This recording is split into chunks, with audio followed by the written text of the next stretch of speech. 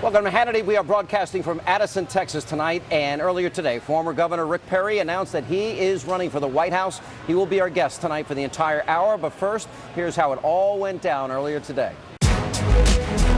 I know that America has experienced great change, but what it means to be an American has never changed. We are a resilient country. You think about who we are. We've been through a civil war. We've been through 2 world wars.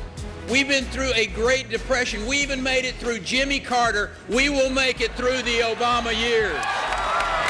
We will do this. We get back up. We dust ourselves off. We move forward. And you know what? We will do it again.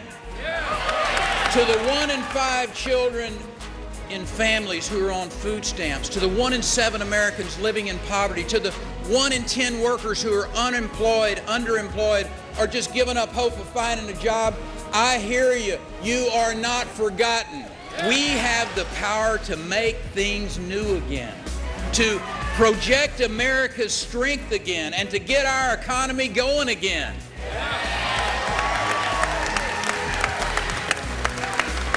And that is exactly why today I am running for the presidency of the United States of America.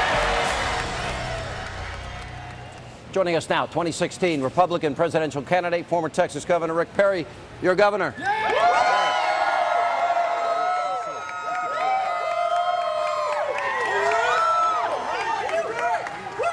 Governor, great to see you. Okay, hi. You said in your speech today, we don't need to settle. We don't need to apologize for American exceptionalism.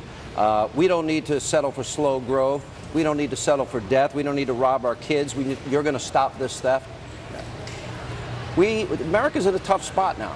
Well, they are. I mean, and there's reason for Americans to be a little pessimistic. But as I shared with the people in that speech, we're a resilient people. We have been through a lot of tough things together, a civil war, 2 world wars. We've been through a Great Depression. I share with people, you know, we made it through Jimmy Carter. We'll make it through these Obama years.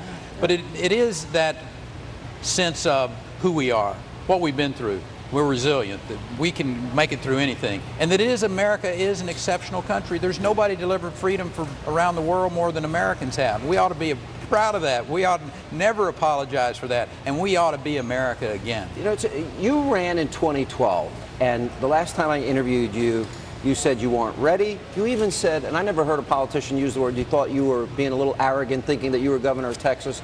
And then you said you had prepped for 3.5 years. What did you mean by all that? Well, I knew that if I was going to give myself the opportunity to run for the presidency, that I had to be prepared. This is not something that just, comes by reading a book. There's an extraordinary amount of preparation that requires, whether it's monetary policy or whether it's domestic policy, whether it's foreign policy. Yes, executive experience is important. I mean, the things that you learn being an executive, whether it was a space shuttle disintegration, whether it was hurricanes Rita, Katrina, Ike, whether it was Ebola, whether it was the border crisis, all of those help build a foundation of a leader. But the preparation on things that you don't deal with every day is, I think, where you're going to see, and you have seen, the real change in the maturity of my process of being ready to be the commander-in-chief on day one. So big difference between now and 2012. Oh, absolutely. You said leadership is not a speech on the Senate floor. Executive experience matters. I think maybe some of your opponents in this primary race might take that as a shot. What did you mean? Well, I never mean that to be a shot. There's some amazing talent out there. When you look at the men and women who have either announced that they're going to run for the candidacy or probably will, this is a very, very talented field. What I mean is that we need to look at the full record of people who want to be the commander-in-chief. We've just had 6.5, and we'll have had 8 years of a young, inexperienced United States Senator, and I happen to think, and I think most people agree, that we're paying a huge price economically and certainly on the world stage today from an inexperienced individual. This isn't about what you say, it's about what you do. Let's look at the record. Let's look at people's record. Let's look at their experience. Whether you're having heart surgery or whether you're getting on an airplane, I think you want the most experienced person in either one of those. Why not have the most experienced person you can have as the leader of this country? You said, show me, don't tell me. Where have you led? You said that will define this entire race. Tell us your Texas story. Well, I laid that out for the folks in the speech as well when we talked about Americans have seen me leading before. They saw me lead when the space shuttle disintegrated over East Texas. They saw me lead when multiple hurricanes came into this country. They saw me lead when I opened up this state to massive amounts of people from Louisiana when that governor called and said, I've got to move these people, can you handle them? I didn't call somebody and say, can we handle them? I said, send them. That's the type of executive leadership people are looking for. When Ebola came on to the United States, it happened to be in Dallas, Texas. They saw how we responded to that, how Dr. Brett Joie and how Dr. David Lakey, they took the lead on that, and they gave confidence that there was competency in Texas to deal with that. On the border, when the President of the United States even refused to come see the challenge that we had, that president then in turn saw that there can be a real leader, and this is the way that you lead. I deployed our National Guard. I made sure that our people were safe. That's what I mean about here is a record of leadership. It's not about a speech. It's not about here's what I would do, here's what I have done. Let me ask you about immigration. It became an issue in 2012 because I was down at the border with you, and the president didn't go to that security briefing. I sat in that briefing with you. I've been down at the border at least a dozen times, up close and personal. I've seen the problem. One issue that came up in 2012, it was a bit of an issue for you, and a law that supported the kids of illegals to have lower in-state tuition rates. Yeah. Where do you stand on it now, considering immigration such a big, important issue and debate now in this primary? Every state has to deal with these issues that they face by virtue of what Washington has put into place. Whether it's health care, whether it's education reforms, all of those have to be dealt with state by state.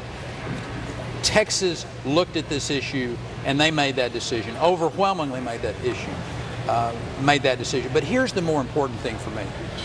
All of these issues are secondary to securing the border. If you do not have the will and secure this border, these issues are never going to be addressed, they're never going to be fixed, if you will. And that's what I promise the American people, because I know how to do this. One of the first things we will do is to clearly put a plan in place to secure that border, put the personnel on the border, the strategic fencing in place, the aviation assets, so that that 1,800-mile border from Tijuana to El Paso to Brownsville is secure, and the American people will know that it's secure. And at that particular point in time, then we can have a conversation about how immigration reform needs to be conducted and what have you, but not until then. I mean, I just flat refuse to have a conversation about all of these various issues that are out there until Americans are satisfied that there is a president that understands one thing: you cannot have national security until you have border security. Governor, we're going to get into all national security issues, your plan for the economy. We're going to talk about some of your opponents and maybe on the Democrat and on the Republican side. I want to ask you this. You are still under indictment. I've interviewed you about it. You are fierce in defending yourself, but it's still a challenge as a presidential candidate. What do you say to people that will bring that up on the campaign trail? Well, I have full confidence that the court's going to rule in our favor. And as I said, explain the case though, because this is involving. This was a district attorney who has oversight for all statewide elected officials in Austin, Texas, the most blue area of the state of Texas. I mean, this is a radical Democrat area of the state. This agency has been headed up by a district attorney who was stopped on a DWI, I think blew almost 3 times the legal limit, and $7.5 million of state funding go to that agency. I completely lost confidence that that individual should have control of that money. I said that particular point in time I lost faith that state dollars would go there, and that it was the prerogative of the governor to veto a piece of legislation, and veto a line item for whatever reason. And there's also a video, by the way, of her being belligerent with the police officer. There is. I mean, the overwhelming evidence of this individual had certainly lost my confidence, and I think lost the confidence. I mean, the video speaks for itself. I would do what I did again, faced with the same. Then a Travis County district attorney, they dealt with that. But here's the more important issue. I have full confidence the courts are going to deal with this. We're talking about the future of America, how to get this country back working, how to give Americans confidence that there is somebody in the White House that, number one, understands what they've been through. And this boy from Paint Creek, Texas, who grew up in a house that, still used an outhouse, and my mom bathed us in the #2 wash tub. I understand what working men and women are going through today, and I understand that we've got to get this corporate tax rate lowered so that we can bring jobs back on shore, so that the working men and women, the union members, can see their wages raised. Yeah. Use American energy to create a renaissance in the manufacturing arena like we've never seen before. That's what Americans really care about, and that's what I'm going to stay focused on. We're going to talk more about that, more with Governor Perry when we come back, and up next tonight here on Hannity. Weakness at home has led to weakness abroad. The world has descended into a chaos of this president's own making. We're going to ask Governor Perry when we come back what his foreign policy agenda is going to be, what the Perry Doctrine will be, if he's elected to be our next commander-in-chief. And then later tonight, you, our viewers, you get a chance to get in on the action. You've been sending in questions on Facebook and Twitter all day long. We're going to ask the Governor, Perry. We're going to ask the Governor some of those questions and much more as we continue tonight from Addison, Texas.